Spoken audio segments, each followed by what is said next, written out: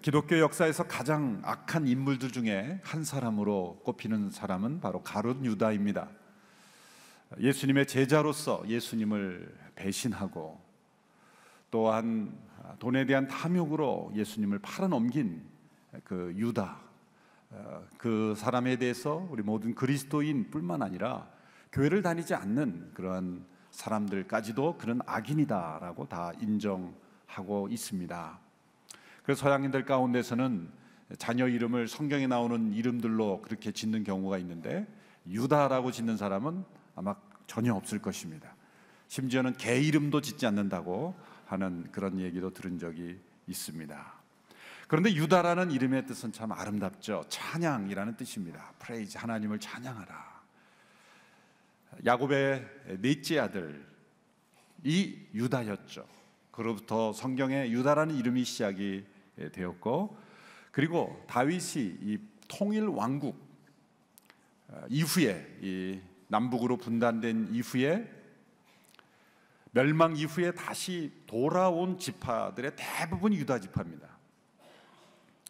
야곱의 12아들 중에 한 아들로 시작된 유다 지파가 가장 많이 돌아왔고, 대개 남한국 유다 쪽에 있는 그런 지파들이 대부분 귀한 자들이었기 때문에 그때로부터 이 이스라엘 국가의 정체성을 설명하는 중요한 이름으로 유다라는 이름이 사용되고 있었습니다.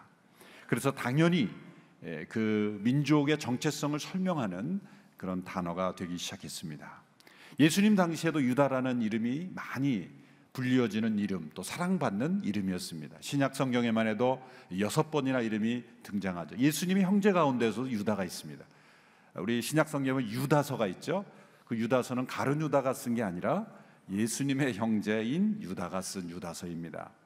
또 사도 바울이 다메섹 도상에서 그 빛으로 인해서 눈이 멀었을 때 머물렀던 사람의 집이, 그 사람이 바로 유다입니다. 그 외에도 여러 다양한 유다들이 등장합니다. 이것은 그 당시 유다라는 이름이 굉장히 사랑받고 존경받고 또 좋아하는 이름이었다는 것을 알 수가 있습니다. 로마 지배 시대 로마 황제가 이스라엘 백성들을 유대인이라 이렇게 부르기 시작한 이후로부터 오늘날까지도 우리는 유대인이라는 이름으로 이스라엘 백성들을 더 부르고 있다는 것을 우리는 알 수가 있습니다. 예수님을 배반한 유다, 그의 이름에는 가룟이라는 이름이 붙여져 있죠. 원래 원어로는 이스카리옷이라고 되어 있고 또 공동 번역에서는 가룟 이렇게 되어 있습니다만, 되게 비슷한 이름들이 많기 때문에 그 앞에 붙어 있는 것이 지역 이름입니다. 그러니까 가롯은 지역 이름입니다. 성이 아니라, 성이 가롯이고 이름이 유다가 아니라 지역 출신의 유다다. 유다라는 이름이 많기 때문에 이렇게 지역으로 사람을 구별한 거죠. 막달라 마리아, 이것은 성이 막달라고 이름이 마리아가 아니라 막달란 출신의 마리아다. 여러 예수님 주변에도 이 마리아가 많았죠. 막달라 마리아, 예수님의 어머니 마리아, 또 여러 그 마리아들이 많았기 때문에 지역 이름으로 사람을 구별하는, 왜 우리나라도 뭐 수원댁, 인천댁 이렇게 지역 이름으로 사람을 구별하던 그런 습관도 있었습니다만 비슷하다고 보시면 되겠습니다. 어떤 사람들은 이 가롯이라는 이름을, 이 가롯 유다가 그 당시에 독립 투항 단체였던, 독립 항거하는 단체였던 열심당원, 로마의 정치적인 독립을, 로마로부터 정치적인 독립을 추구했던 그런 열심당원 출신, 그들의 단체 이름이 시카리라는 이름이었는데 비슷한 거, 이스카리옷이라고 비슷해서 그 출신을 의미한다라고 해석하는 분도 있습니다만, 통례상 그 앞에 나오는 단어가 지역 이름이기 때문에 사실은 설득력은 없어 보입니다. 그의 출신 배경보다 더 중요한 것은 그가 12제자 중 한 사람으로서 예수님을 부인했다는 거죠. 3년 동안 예수님의 제자 훈련을 받았고 또 예수님의 제자 공동체의 재정을 담당하는 일까지 담당했던 그가 예수님을 배반했다는 것, 그것이 우리에게 충격일 뿐만 아니라 도전이며 또한 그의 인생이 참으로 불행한 인생이라는 것을 보여주는 것입니다. 예수님을 죽이려고 했던 대제사장들과 율법학자들은 예수님을 어떠한 트집을 잡아서 그 예수님을 무너뜨리려고 했지만 도무지 트집을 잡을 수가 없었습니다. 그래서 이제는 적극적으로 예수님을 죽일 수 있는 방법을 모색했지만 백성들이 두려워 감히 엄두를 내지 못하고 있었습니다. 그것이 우리가 읽은 오늘 본문에 기록이 되어 있습니다. 예수님을 죽일 방법을 모색했지만 백성들을 두려워했다. 그때까지만 해도 예수님의 인기는 모든 사람들에게 최고의 인기였습니다. 예수님을 잘못 건드렸다가 하는 수많은 그러한 사람들로부터 공격받고 또 혁명도 일어날 수 있는 그런 분위기였기 때문에 어떻게 하면 예수님을 비밀리에 군중들의 감정을 건드리지 않는 그런 상황 속에서 군중과 예수님을 차단시켜서 불법 재판을 통해 예수님을 죄인으로 낙인 찍는 전략이 필요했던 것이죠. 그래서 예수님의 측근의 도움이 필요했던 겁니다. 그래서 예수님이 누구인지를 정확하게 알려주고 그리고 예수님의 이 스케줄이 시간 계획이 많은 사람들을 만나지 않는 은밀한 그런 시간과 장소에서 예수님을 체포할 수 있도록 돕는 그런 배신자가 필요했던 것입니다. 그들이 그러한 예수님을 죽이려고 했지만 백성들이 두려워하고 있을 때에 이 가룟 유다가 그들의 마음을 알고 그들이 어려워하고 있는 것이 무엇인지를 알고 그들에게 찾아가서 그들과 함께 공모했다는 것이죠. 유다가 와서 그런 아이디어를 제공했을 때 그들은 박수를 치며 기뻐했다 그랬어요. 왜냐하면 예수님의 모든 계획을 알고 또 움직이는 계획을 아는 유다가 자신들 편에서 연락해주고 도와준다는 것은 모든 계획이 성립될 수 있는 아주 좋은 그러한 계획이었기 때문이죠. 오늘날에는 뭐 인터넷으로 신문으로 또 어느 곳에든지 사진, SNS로 사진이 다 나와 있습니다만은 그 당시 예수님을 계속 따라다니지 않는 그런 군병들이나 그런 지도자들이 예수님을 누군지 어떻게 정확하게 알 수 있겠습니까? 이분이 예수님이요 라고 이렇게 알려주는 사람이 필요하고 또 대중들과 함께 있지 않을 은밀한 때에 예수님을 체포할 수 있도록 모든 상황을 만들어줄 수 있는 그런 사람이 필요했던 겁니다. 이 일에 가룟 유다가 자진했던 겁니다. 그리고 어쩌면 이 대제사장과 율법학자들에게 자신의 아이디어를 제공함으로써 그들이 예수님을 체포할 수 있도록 도와주는 결정적 그러한 역할을 한 사람이 바로 유다였다는 것이죠. 그래서 그의 죄는 피할 길이 없고 그의 악함은 분명한 것입니다. 그런데 이렇게 분명하게 배신이고 이 분명하게 죄를 진 것이고 분명하게 악을 행한 사람임에도 불구하고 역사 속에서 이 가룟 유다를 변명해주고 가룟 유다가 좋은 사람인데 어쩔 수 없어서 악역을 담당한 것으로 그렇게 그를 포장한 시도들이 있습니다. 유명한 세계적인 잡지 내셔널 지오그래픽이라는 잡지에서 2006년 5월에 이 유다 복음이라는 특집을 발표함으로써 전 세계가 유다에 대한 관심을 가졌던 적이 있습니다. 뭐 불과 10년 전 일이죠. 그 내용은 1700년 전에 한 고대 문서가 발견이 됐는데 그 문서에 보면 이런 기록이 있다는 겁니다. 예수님이 유다를 불러서 메시아가 친구의 배신을 당해서 죽어야 하는데 누군가 배신해야 되는데 너가 좀 그 역할을 해라. 너는 원치 않겠지만 너가 좀 나를 배신해서 내가 메시아가 될 수 있도록 그렇게 시나리오를 좀 만들어라. 그래서 가룟 유다는 원치 않았지만 가장 충성스러운 제자였기 때문에 그 일을 하게 되었다라는 내용이 그 문서에 기록이 되어 있다는 거죠. 내셔널 지오그래픽이라는 아주 공신력 있는 잡지에서 그 내용을 발표했기 때문에 수많은 사람들이 그 관심을 가지고 그것을 믿기 시작했습니다. 그것은 이미 그러나 그것은 주후 180년 이전에 이미 그 당시에 위조된 문서, 또 이단적인 문서로 그렇게 많은 사람들에게 버림받은 그 고대 문서를 어떤 사람이 발견해서 그걸 복원해서 발표한 것에 불과합니다. 그런데 어떤 문화학계에서도, 우리나라에도 보면 뭐 김동리 씨의 사반의 십자가라든지 이문열 씨의 사람의 아들이라든지 그런 내용을 보면 이 가룟 유다의 역할을 은근히 미워하는, 그래서 원치 않는 일을 어쩔 수 없이 하게 된 것처럼, 또 그 어떤 대의 명분을 가지고 한 사람처럼 그렇게 미워하는 경향이 있죠. 유명한 뮤지컬 그 지저스 크라이스트 슈퍼스타라는 내용도 보면 이 가룟 유다가 원치 않은 일을 운명적으로 그 일을 하게 된 것처럼 그렇게 포장하는 내용들이 있습니다. 여러분, 왜 이렇게 이 명백한 배신, 명백한 죄악에 대해서 사람들이 변명해주고 좋은 사람처럼, 원치 않지만 악역을 함으로써 오히려 기여한 사람으로 이렇게 포장하는 것일까요? 그 이면에는 이 유다의 배신을 포장함으로써, 유다의 배신을 합리화함으로써 자기 안에 있는 배신까지 정당화하고 싶은 겁니다.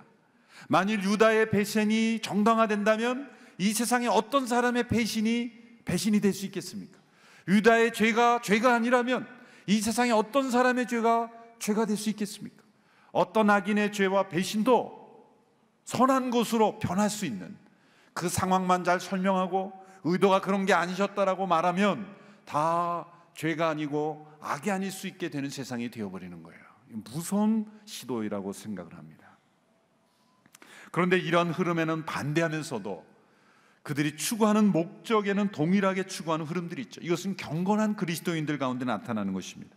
이 가룟 유다의 배신을 신랄하게 비판하면서도, 그 이름조차 거론하기를 싫어하면서도, 강하게 비판하면서도 나는 저런 배신자는 아니야 라는 그러한 메시지를, 그러한 확신을 가지면서 자신 안에 있는 배신을 합리화하고 자신을 의롭다는 거예요. 나는 저런 사람은 아니야. 어떻게 저런 나쁜 인간이 있을 수 있어? 그렇게 가룟 유다를 비난하면서 동시에 나는 그런 사람 아니야 라고 자신을 의롭다 여긴다면 실상은 가룟 유다를 정당화해주고 변호하는 사람과 동일한 흐름에 서 있게 되는 거라는 거죠. 오늘 설교 제목이 유다만이 배신자인가? 라는 질문으로 잡았습니다. 오늘 설교 제목이 우리 마음속에 하나님의 음성으로 들려온다면 우리는 어떻게 대답하시겠습니까? 하나님, 우리 개인에게 유다만이 배신자인가? 라고 질문하신다면 저와 여러분은 어떻게 대답해야 할 것입니까? 과연 우리는 유다의 배신으로부터 우리 자신을 제외시킬 수 있을 것인가? 우리는 유다의 배신을 통해 내 안에 있는 유다, 또 내 안에 있는 유다의 배신의 가능성을 발견하지 못한다면 우리 모두는 다 유다의 배신을 정당화하는 사람들과 동일한 부류의 사람이 된다는 것을 우리는 기억해야 할 것입니다. 여러분, 유다의 배신을 왜 변명할 수 없습니까? 첫째로 유다는 하나님의 예정의 희생자가 아니기 때문에 변명할 수 없습니다. 어떤 사람들은 이 유다 복음 같이 유다가 충성스러운 사람이고 예수님의 부탁을 들어준 사람이기 때문에 그런 사람이라고까지는 생각하지 않지만, 그러나 성경에 보면 메시아가 친구의 배신을 통해 넘겨지게 되겠다는 예언이 있거든요. 적어도 3구절 정도가 그런 메시아가 배신당하는 구절을 예언하는 구절들이 있습니다. 메시아가 배신당하는 것이 예정되어 있다면 가룟 유다야말로 예정의 희생자 아니냐, 운명의 희생자가 아니냐, 그렇게 동정하는 사람들도 있습니다. 그러나 여러분, 메시아에 대한 배반이 예언되어 있다고 할지라도 유다가 그 예언의 희생자가 될 수는 없습니다. 왜냐하면 그 유다의 배반은 그의 자유로운 선택이었기 때문이에요. 존 칼빈은 말하기를, 배반과 죽음이 예언되어 있다 할지라도 유다가 변명할 수 없는 것은 그가 그 예언을 이루고자 배신한 것이 아니기 때문이죠. 그가 그 예언을 읽고 이 예언이 이루어져야 된다면 내가 이 예언의 도구가 되어야 되겠다 라는 동기에서 예수님을 배신한 것이 아니기 때문에 그는 하나님의 예정의 희생자가 될 수 없다. 스스로 사악한 마음 때문에 그 일을 한 것뿐이라는 거죠.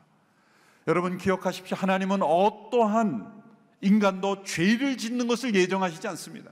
어떤 사람이 죄를 지었는데 그 결과적으로 보면은 어떤 하나님의 큰 섭리의 도구가 되었다고 해서 하나님께서 죄를 짓는 것을 예정하신 하나님은 아니에요. 하나님께서 죄를 짓는 것을 예언하심으로 그 사람이 죄를 짓도록 하시는 분은 아니라는 거죠. 상당히 어려운 문제죠. 4절에 보면 유다가 이 대제사장과 성전 경비제장들에게 가서 간 거는 유다가 간 거예요. 대제사장이 유다를 찾아온 게 아니라 12제자 중에 누구를 먼저 찾아갈 수 있겠어요? 그들이 생각할 때는 적어도 12제자 중에서는 배신자가 있을 수 없다라고 생각했겠죠. 그런데 유다가 먼저 주도적으로 대제사장을 찾아간 겁니다. 그의 결단이죠. 하나님이 어느 날 음성을 그에게 들려주셔서 너는 대제사장이 찾아가서 예수님 배반하라고 말씀하셨겠습니까? 아니죠. 그의 선택이고 그의 의지고 그의 결정입니다. 6절에도 보면 유다가 예수님을 그들에게 넘겨줄 기회를 엿보았다 그랬어요. 기회를 엿보고 있었던 것, 이건 유다의 의지적 선택이지 하나님께서 어쩔 수 없게 하라고 하신 것이 아닙니다. 이런 예를 한번 들어보겠습니다. 좀 사람의 일들을 비유하는데 쥐를 예로 들어서 좀 죄송합니다만, 자, 쥐를 잡기 위해서 덫을 놓았다고 보세요. 그러면 그 덫에 잡힌 쥐는 반드시 잡히는 거죠.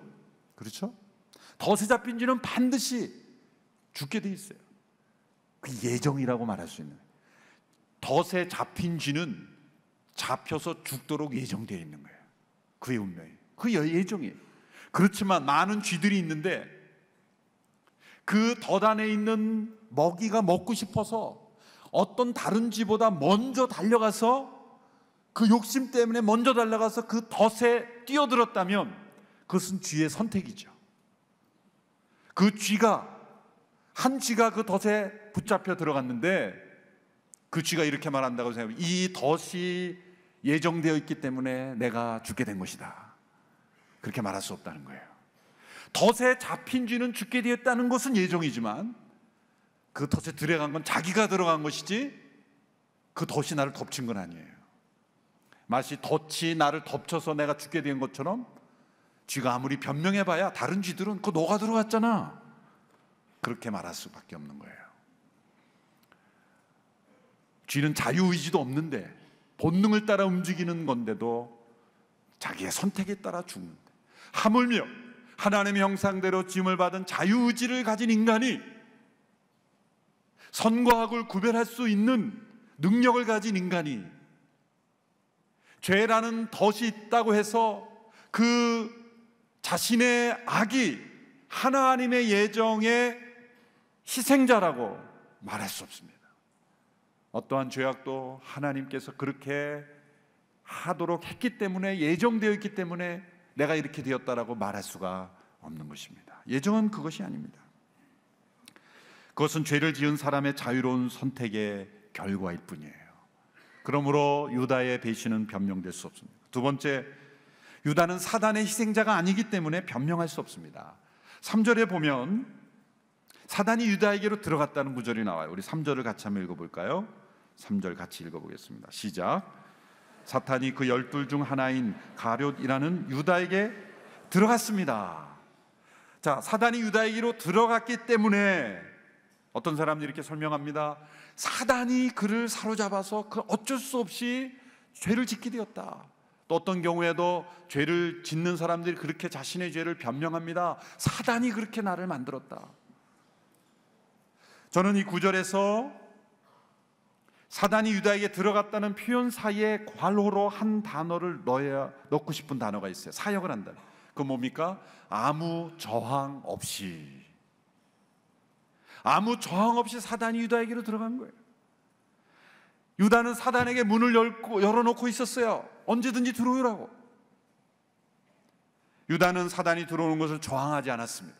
사단은 유다에게로 쉽게 들어갈 수 있었어요. 문을 열어놓고 있었기 때문에.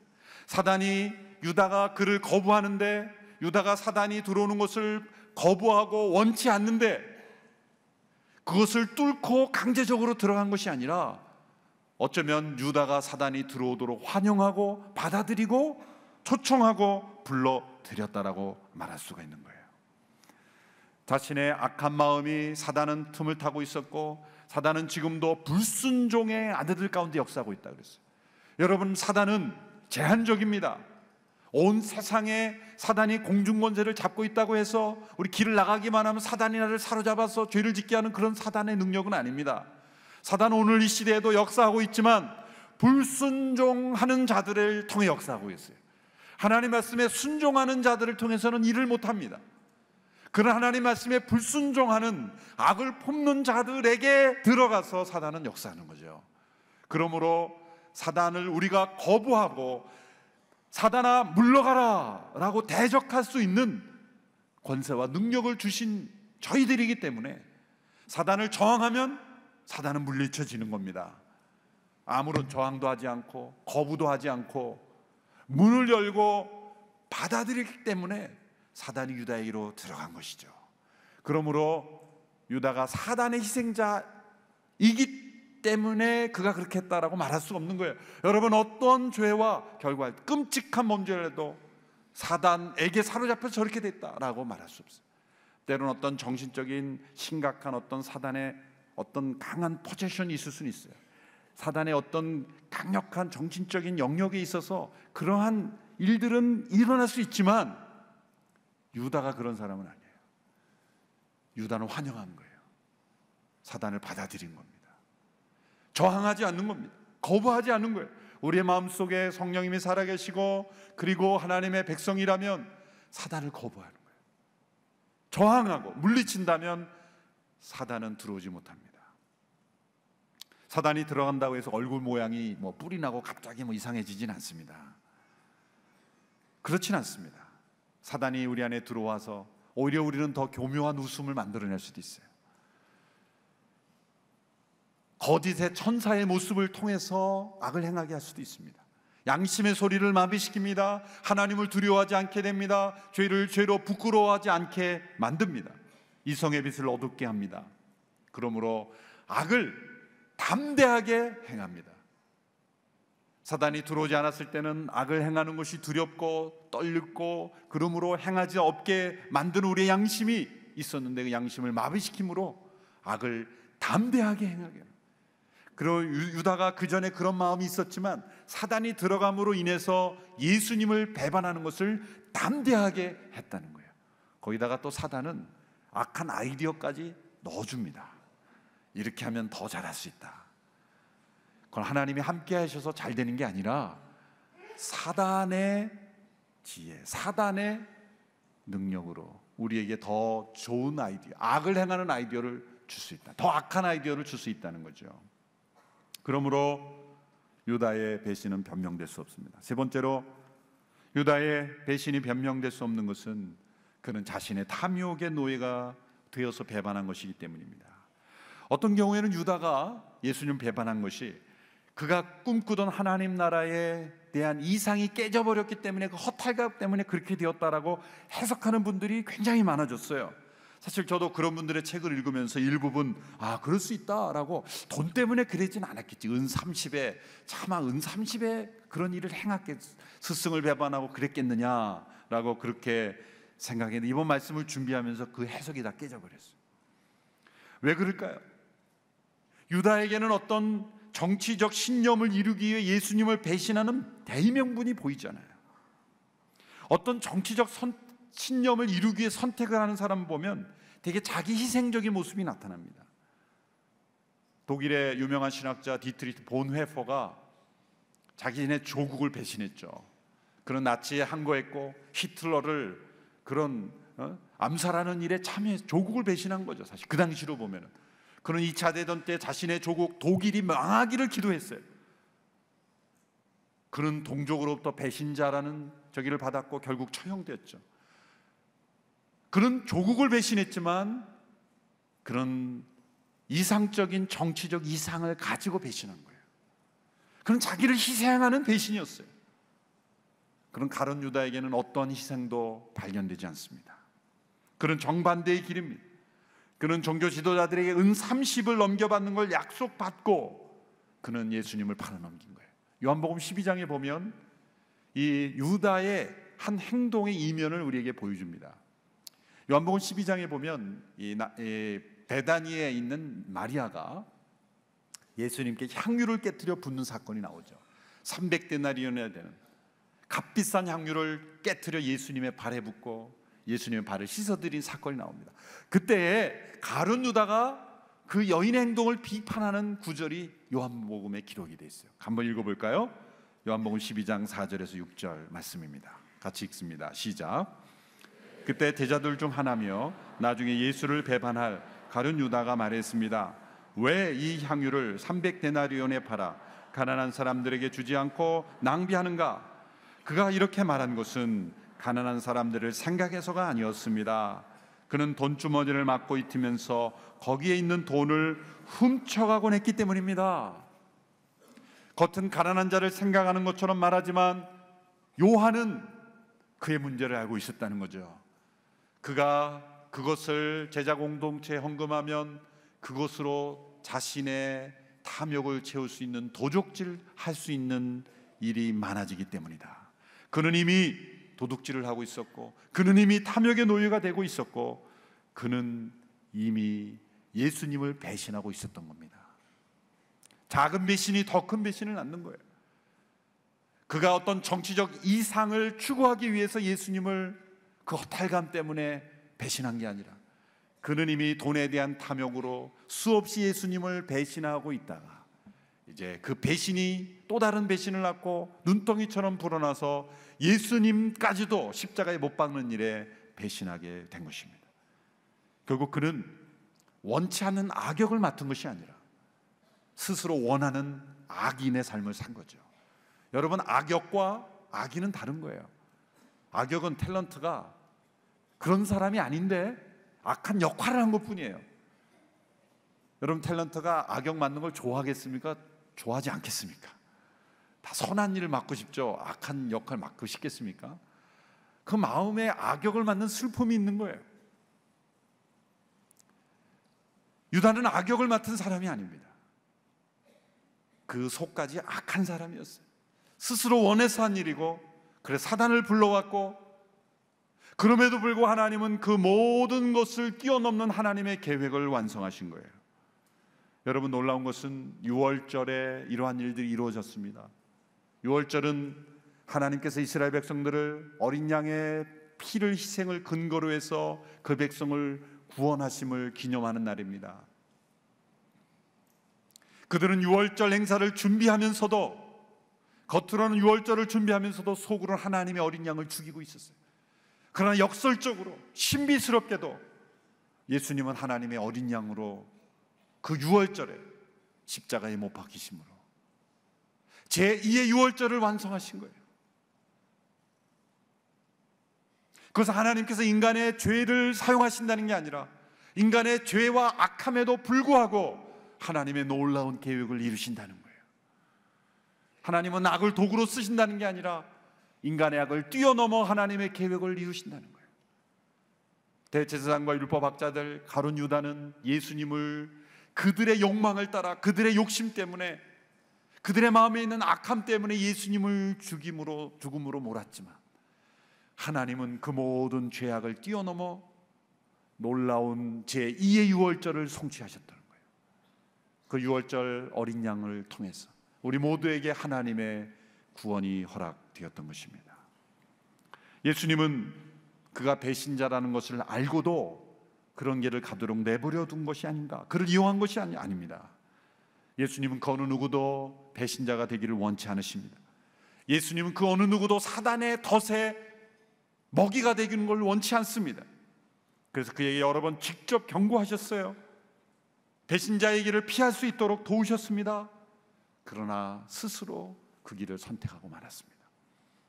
우리는 유다의 배신의 원인을 분석하는 데 그쳐서는 안 됩니다. 이 말씀을 통해 내 안에 있는 유다의 배신의 원인을 분석해야 합니다. 유다가 배신했으므로 거참 나쁜 사람이네 라고 비판하고 정죄해서 끝내서는 안 됩니다. 그의 배신을 합리화하고 변명해 주어서도 안 됩니다. 우리는 예수님의 제자 훈련을 직접 받고도 사람이 얼마나 타락할 수 있는지를 봅니다. 하물며 우리가 1:1 제자 훈련을 받고도 얼마나 타락할 수 있느냐를 우리에게 보여주는 거예요. 돈을 사랑하는 마음의 힘이 얼마나 무서운가를 봅니다.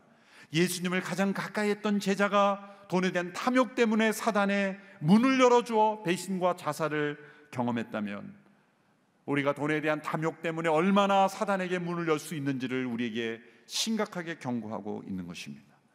우리는 이미 살아가면서 수없이 많이 유다의 배신을 하고 있다는 걸 인정해야 합니다.